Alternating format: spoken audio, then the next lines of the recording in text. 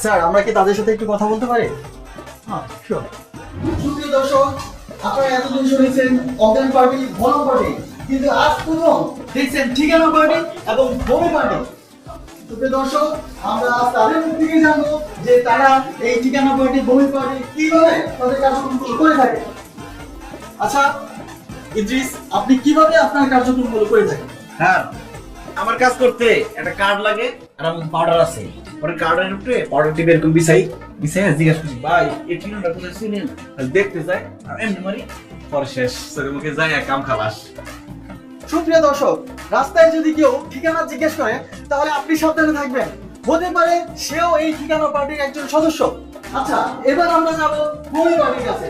ভূমি পার্টি তারা কিভাবে তার কার্যক্রমটা করে আপনি বলুন।